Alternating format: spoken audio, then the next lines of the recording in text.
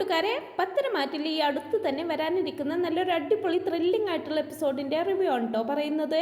ദേവയാനിയുടെ ജീവൻ രക്ഷിക്കാൻ വേണ്ടി ബ്ലഡ് എല്ലാം മാറ്റിയിട്ട് പുതിയത് കൊടുക്കണമെന്ന് ഡോക്ടേഴ്സ് പറഞ്ഞതിനെ തുടർന്ന് ആദർശും ജയനുമൊക്കെ കുറെ അലയുന്നുണ്ടെങ്കിലും ഒടുവിൽ നയനയുടെ ബ്ലഡ് തന്നെ ദേവയാനിക്ക് മാച്ച് ആവാണ്. അങ്ങനെ ദേവയാനി ഏറ്റവും കൂടുതൽ വെറുത്തിരുന്ന നയന തന്നെയാണ് ദേവയാനിക്ക് ബ്ലഡ് എല്ലാം കൊടുത്ത് പുതുജീവൻ വെപ്പിക്കുന്നത്. പക്ഷെ താൻ ഏറ്റവും കൂടുതൽ വെറുത്തിരുന്ന നയനെ തന്നെയാണ് തന്റെ ജീവൻ രക്ഷിച്ചത് എന്നൊന്നും അപ്പോൾ ദേവയാനി അറിയുന്നില്ല. അങ്ങനെ ഒരു വിധത്തിലൊക്കെ ദേവയാനിക്ക് ഭേദമാകുന്നുണ്ട്. പക്ഷേ ദേവയാനി എഴുന്നേറ്റ് നടക്കണമെങ്കിൽ ഏകദേശം 45 ദിവസമൊക്കെ പിടിക്കുമെന്ന് ഡോക്ടേഴ്സ് പറയുന്നുണ്ട്. പിന്നീട് അങ്ങനെ ദേവയാനിയെ ഡിസ്ചാർജ് ആക്കി വീട്ടിലേക്ക് കൊണ്ടുവന്നതിന് ശേഷം അനാമികയുടെ അച്ഛനും അമ്മയും ഒക്കെ വന്ന് സഹതാപം പ്രകടിപ്പിക്കുന്നുണ്ട്.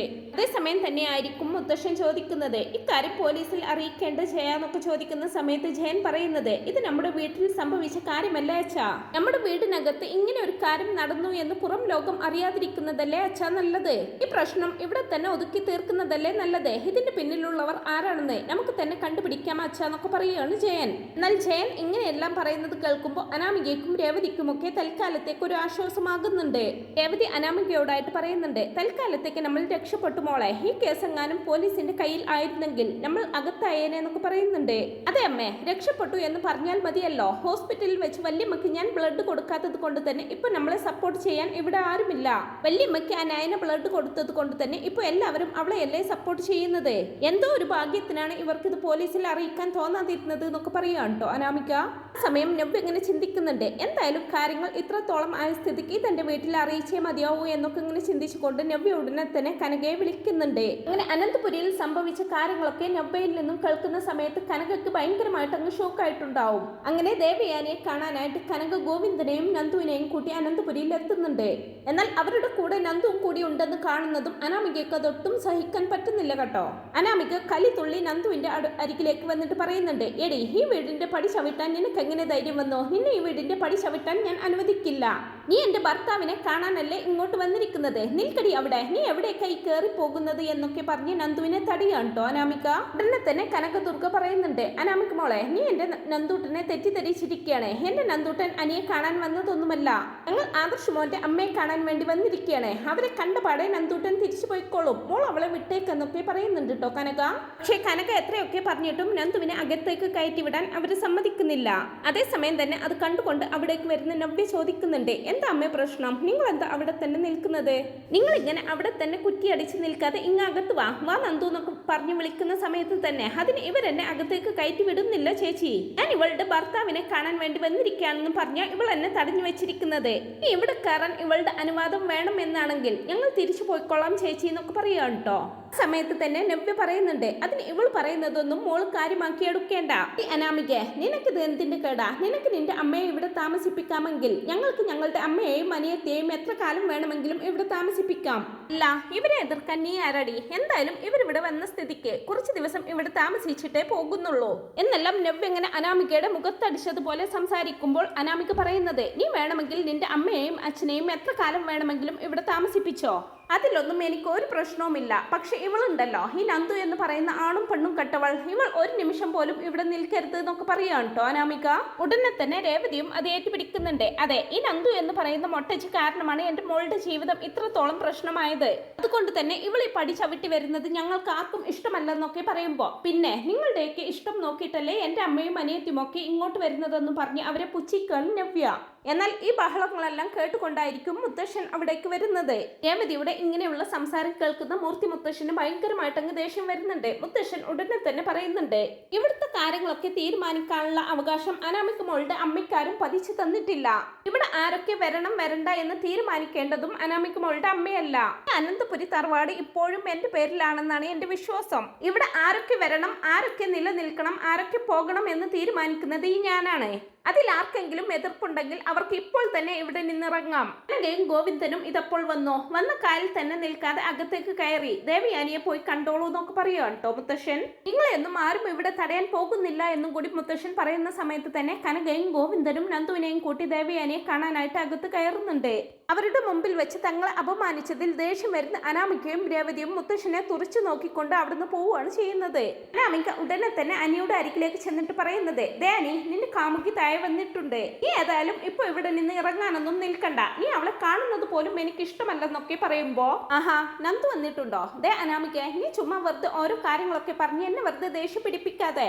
നന്ദു എന്റെ വെറും ഒരു ഫ്രണ്ട് മാത്രമാണ്. അതുകൊണ്ട് തന്നെ ഞാൻ അവളെ കാണുകയും ചെയ്യും, സംസാരിക്കുകയും ചെയ്യും. അക്കാര്യത്തിൽ നീ എന്നെ തടയാനൊന്നും നോക്കണ്ടെന്നൊക്കെ അനി പറയുന്ന സമയത്ത് തന്നെ ഭയങ്കരമായിട്ട് ദേഷ്യം വരുന്നുണ്ട് അനാമികയ്ക്ക്. അനാമിക ചോദിക്കുന്നുണ്ട്, നിനക്കെന്താടാ പറഞ്ഞാൽ മനസ്സിലാവില്ലേ?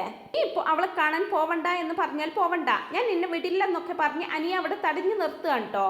ആ സമയത്ത് അനിക്കാണെങ്കിലും ദേഷ്യം വരുന്നുണ്ട്. ആഹാ, നീ എന്നെ തടഞ്ഞു നിർത്താൻ മാത്രമായോ? എങ്കിൽ അതൊന്ന് കാണണമല്ലോ. ഞാൻ നന്ദുവിനെ കാണണമെന്ന് വിചാരിച്ചിട്ടുണ്ടെങ്കിൽ കണ്ടിരിക്കുമെന്നും പറഞ്ഞുകൊണ്ട് അനാമികയെ തട്ടിമാറ്റി താഴേക്കിറങ്ങി പോവാണ് കേട്ടോ അനി. അന്നേരം ദേഷ്യം കൊണ്ട് കലി കയറിയ അനാമിക വേഗം തന്നെ രേവതിയുടെ അരികിലേക്ക് ചെന്ന് കരഞ്ഞുകൊണ്ട് കാര്യം പറയുന്നുണ്ട്. അമ്മേ, അവൻ ആ നന്ദുവിനെ കാണാൻ താഴേക്കിറങ്ങി പോയമ്മേ. ഞാൻ തടിഞ്ഞിട്ടും അവൻ എന്റെ കൈ തട്ടിമാറ്റി പോയമ്മേ എന്നൊക്കെ പറയുന്ന സമയത്ത് തന്നെ രേവതിയും പറയുന്നുണ്ട്, ഇത് വല്ലാത്തൊരു അവസ്ഥയായി പോയല്ലോ മോളെ. ഇവിടെയുള്ള രണ്ടെണ്ണത്തിനെ തന്നെ എങ്ങനെയെങ്കിലും തുരത്താൻ എന്ന് കരുതി നിൽക്കുമ്പോഴാണ് മൂന്നാമത് ഒരുത്തി കൂടി ഇങ്ങോട്ട് കയറി വന്നിരിക്കുന്നത്. അതെ അമ്മേ, ഇനി ഇവളുമാരൊക്കെ കാരണം എന്റെ ജീവിതം എന്തായി തീരുമോ എന്തോ. ഇവളുമാരെയൊക്കെ എത്രയും പെട്ടെന്ന് തന്നെ ഇവിടെ നിന്ന് തുരത്തി ഓടിക്കണമെന്നൊക്കെ പറഞ്ഞ് സങ്കടപ്പെട്ട് ഇങ്ങനെ നിൽക്കുകണ്ടോ അനാമിക. എന്നാൽ ഇതേ സമയം നയന വളരെയധികം ആത്മാർത്ഥതയോടുകൂടിയും സ്നേഹത്തോടു കൂടിയും ദേവയാനിയെ പരിചരിക്കുന്നത് കണ്ട് ആദർശിന് ഭയങ്കരമായിട്ട് അങ്ങ് സ്നേഹം തോന്നുന്നുണ്ട് നയനയോട്. പിന്നീട് അങ്ങനെ ഡോക്ടർ വന്ന് ദേവയാനിയെ ചെക്കപ്പ് ചെയ്തതിന് ശേഷം പറയുന്നുണ്ട്, ദേവയാനിക്ക് നല്ല ഇംപ്രൂവ്മെന്റ് ഉണ്ട്. കുട്ടിയുടെ പരിചരണം കൊണ്ടൊന്ന് മാത്രമാണ് ദേവയാനിക്ക് ഇത്രയും പെട്ടെന്ന് ഇങ്ങനെ ഒരു ഇംപ്രൂവ്മെന്റ് ഉണ്ടാവാൻ കാരണം. ഡോക്ടർ അങ്ങനെയല്ല പറയുന്നത് കേൾക്കുമ്പോൾ ആദർശും ജയനും മുത്തശ്ശനുമെല്ലാം നയനെ അഭിനന്ദിക്കുന്നുണ്ട്. എന്നാൽ ഇതെല്ലാം കേട്ട് മുഖം തിരിച്ചു നിൽക്കുകയായിരിക്കും രേവതിയും അനാമികയും ഒക്കെ. പിന്നീട് അങ്ങനെ ഡോക്ടറെ യാത്രയാക്കാൻ എല്ലാവരും പുറത്തു പോകുന്ന സമയത്ത് ദേവയാനി ഇങ്ങനെ മയങ്ങിക്കിടക്കുകയായിരിക്കും. ആ സമയത്ത് അനാമിക രേവതിയോടായിട്ട് ചോദിക്കുന്നുണ്ട്, അമ്മേ, നമ്മളാണ് ഇത് ചെയ്തതെന്ന് ആർക്കെങ്കിലും മനസ്സിലായിട്ടുണ്ടാവുമോ? ഇവരെങ്ങാനും അത് കണ്ടുപിടിച്ചാലോ അമ്മ എന്നൊക്കെ പറയുമ്പോ, മോളെ നീ ഒന്ന് പതുക്കെ പറ, ദേവേച്ചി എങ്ങാനും കേട്ടാൽ പിന്നെ അത് മതിയാവുമെന്നൊക്കെ ഇങ്ങനെ പറയുകയാണ് കേട്ടോ. ദേവയാനി മരുന്നിന്റെ ക്ഷീണത്തിൽ മയങ്ങിക്കിടക്കുകയാണ് എന്നുള്ള ഒരു ഉറപ്പിലായിരിക്കും അനാമിക ഇതെല്ലാം പറഞ്ഞിരിക്കുക. പക്ഷെ ദേവയാനി ഇതെല്ലാം കേൾക്കുന്നുണ്ടായിരിക്കും. അനാമികയുടെ വായിൽ നിന്ന് തന്നെ സത്യം തിരിച്ചറിഞ്ഞ ദേവയാനി ആകെ നടുങ്ങുന്നുണ്ട്. അനാമികയാണെങ്കിൽ വീണ്ടും പറയുന്നത്, വല്യമ്മ കേട്ടെന്ന് കരുതി എന്താ പ്രശ്നം അമ്മേ? അതിന് ഇവർക്ക് അനങ്ങാൻ പോലും കഴിയില്ലല്ലോ. പോരാത്തതിന് മരുന്നിന്റെ ക്ഷീണത്തിൽ മയങ്ങിക്കിടക്കുകയാണ്. അതുകൊണ്ട് നമ്മൾ പറയുന്നതൊന്നും ഇവർ കേട്ടിട്ടുണ്ടാവില്ല. ഇനി ഇപ്പൊ കേട്ടാൽ തന്നെ അവർക്ക് ഇതൊന്നും മനസ്സിലാവാൻ പോകുന്നില്ലെന്നൊക്കെ പറയുകയാണ് കേട്ടോ. എന്നാൽ ഇവർ പറയുന്നതെല്ലാം കേട്ട് കാര്യങ്ങളെല്ലാം മനസ്സിലാക്കിക്കൊണ്ട് തന്നെ ദേവയാനി അവിടെ കിടക്കുകയാണ്. തൻ മകളെ പോലെ സ്നേഹിച്ച അനാമിക തന്നെയാണ് തന്റെ ഈ അവസ്ഥയ്ക്ക് കാരണമെന്ന് മനസ്സിലാക്കുന്ന ദേവയാനി ഉള്ളിന്റെ ഉള്ളിൽ പൊട്ടിക്കരയാണ്. അങ്ങനെ ദേവയാനിയുടെ കണ്ണിൽ നിന്നൊക്കെ ഇങ്ങനെ കണ്ണുനീര് ഒഴുകുകയാണ്. രേവതിയാണെങ്കിൽ വീണ്ടും അനാമികയ്ക്ക് പറഞ്ഞു കൊടുക്കുന്നത്, ദേവേച്ചി പഴയതുപോലെ ആയാൽ ആ പാലിൽ പൊടി ചേർത്ത് ഇവർക്ക് കൊടുത്തത് നയനയാണെന്ന് ഇവരെ പറഞ്ഞു വിശ്വസിപ്പിക്കണം. പിന്നെ ദേവേച്ചിയുടെ ജീവൻ രക്ഷിക്കാൻ വേണ്ടി ബ്ലഡ് കൊടുത്തതും മറ്റുള്ള കാര്യങ്ങളെല്ലാം ചെയ്തു കൊടുത്തതും മോളാണെന്ന് പറഞ്ഞു വിശ്വസിപ്പിക്കണം. അങ്ങനെയായാൽ ഇവരെങ്ങാനും ജീവിതത്തിലേക്ക് തിരിച്ചു വരികയാണെങ്കിൽ ഇവർക്ക് മോളോടുള്ള സ്നേഹം വീണ്ടും കൂടുമല്ലോ. എന്നിട്ട് ഇവർ ഈ കിടപ്പിൽ നിന്നും എഴുന്നേൽക്കുന്ന സമയത്ത് ഇവർ തന്നെ നയനയെ പിടിച്ചു പുറത്താക്കിക്കൊള്ളും. എന്റെ അനാമിക മോള് കാരണമാണ് ദേവേച്ചി പെട്ടെന്ന് തന്നെ ബെഡിൽ നിന്നും എഴുന്നേൽക്കാൻ കാരണമായത് എന്നൊക്കെ ഞാൻ ഇവരോട് തട്ടിവിട്ടോളാം. എന്നാൽ ഇവരുടെ ഈ സംസാരമെല്ലാം ദേവയാനി കേൾക്കുന്നുണ്ട് എന്നുള്ള കാര്യം ആ മന്ദബുദ്ധികൾ അറിയുന്നില്ല. ദേവയാനിയാണെങ്കിലും തന്നെല്ലാം അറിഞ്ഞു എന്നൊന്നും പുറത്ത് കാണിക്കുന്നുമില്ല.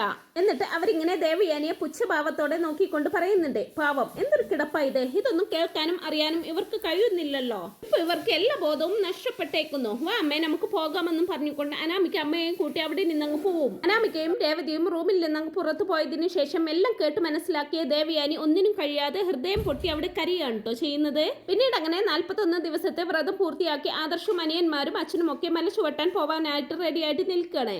ആ സമയത്ത് നയന വന്നിട്ട് പറയുന്നുണ്ട്, ആദർശേട്ടൻ പ്രാർത്ഥനയോടെ മല ചവിട്ടി തിരിച്ചു വാ. നിങ്ങൾ പോയിട്ട് തിരിച്ചെത്തുമ്പോഴേക്കും അമ്മ പഴയ അവസ്ഥയിൽ എത്തിയിട്ടുണ്ടാകും. ഞാൻ എപ്പോഴും അമ്മയുടെ കൂടെ തന്നെ ഉണ്ടാകും. ആദർശേട്ടൻ സന്തോഷമായിട്ട് പോയിട്ട് വാ എന്നൊക്കെ പറയുന്നുണ്ട്. അങ്ങനെ ആദർശവും ബാക്കിയുള്ളവരും സന്തോഷത്തോടു കൂടി തന്നെ മല ചവിട്ടാനായിട്ട് പോവാണ്. അതേസമയം അനാമികയാണെങ്കിൽ ഇങ്ങനെ മനസ്സിൽ പറയുന്നത്, പിന്നെ വല്യമ്മയൊന്ന് ജീവിതത്തിലേക്ക് തിരിച്ചു വന്നോട്ടെ, പിന്നെ നിന്നെ ഇവിടെ നിന്ന് പുറത്താക്കുകയാണ് ആദ്യം ചെയ്യുന്നത്. നീ ചെയ്തതെല്ലാം വെള്ളത്തിൽ വരയിട്ട പോലെയാകും. നീ ചെയ്തതെല്ലാം വെറുതെ ആയി പോകും. വല്യമ്മയ്ക്ക് ബ്ലഡ് കൊടുത്തതും പരിചരിച്ചതുമൊക്കെ ഞാനാണെന്നും നീയാണ് അവർക്ക് പാലിൽ വിഷം കലക്കി കൊടുത്തത് എന്നൊക്കെ ഞാൻ അവരെ പറഞ്ഞു വിശ്വസിപ്പിക്കും എന്നൊക്കെ ഇങ്ങനെ മനസ്സിൽ പറയാൻ കേട്ടോ രേവതി.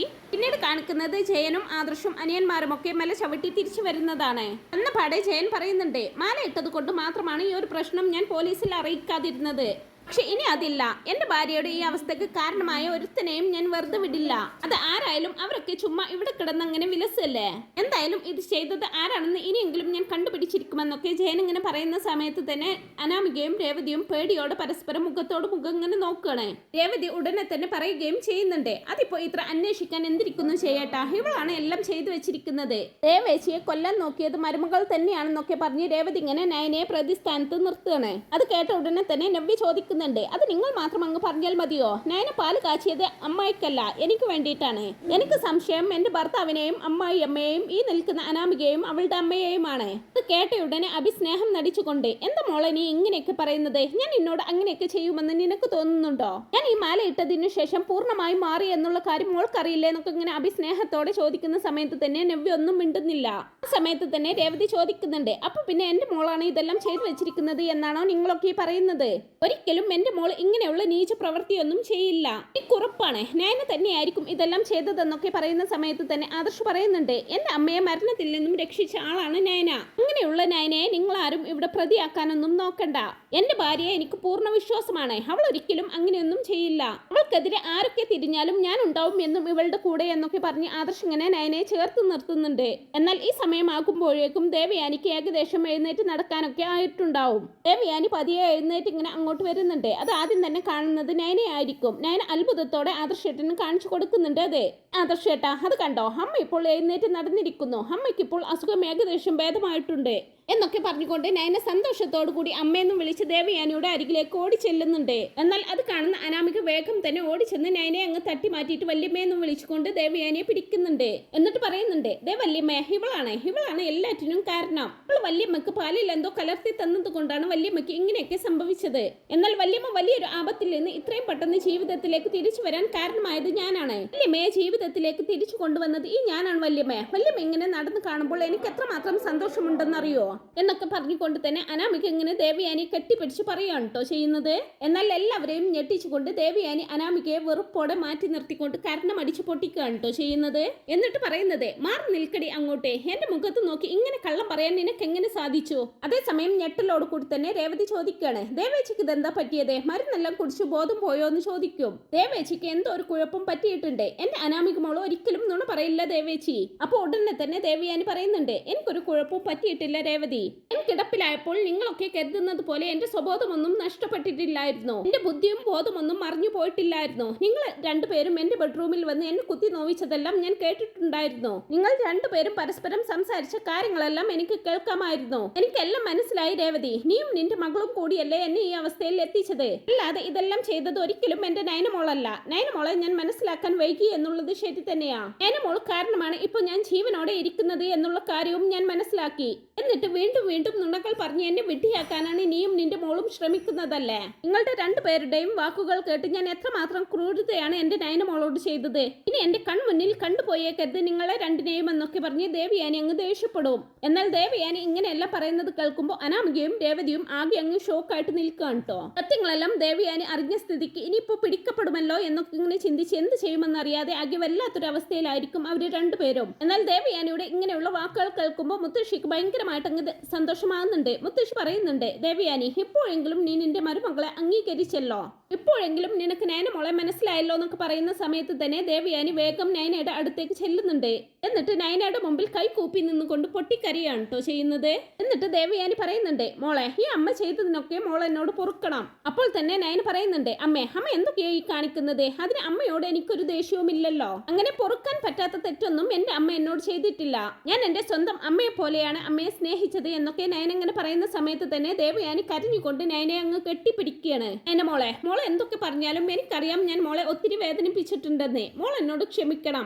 മോൾ എനിക്ക് മാപ്പ് തരണം. ഞാൻ ഇത്രത്തോളം മോളെ വേദനിപ്പിച്ചിട്ടും മോൾ എത്ര ഭംഗിയായിട്ടാണ്, എത്ര സ്നേഹത്തോടെയാണ് മോൾ എന്നെ പരിചരിച്ചത്. എന്റെ മോളുടെ മഹത്വം എത്രമാത്രമാണെന്ന് ഇപ്പോഴല്ലേ എനിക്ക് മനസ്സിലായത്. നീയാണ് ഇനി എന്റെ മരുമകള്, അല്ല എന്റെ മകള് തന്നെയാണെന്നൊക്കെ പറഞ്ഞ് കരഞ്ഞുകൊണ്ട് ദേവയാനി നയനെ കെട്ടിപ്പിടിക്കുകയാണ് കേട്ടോ.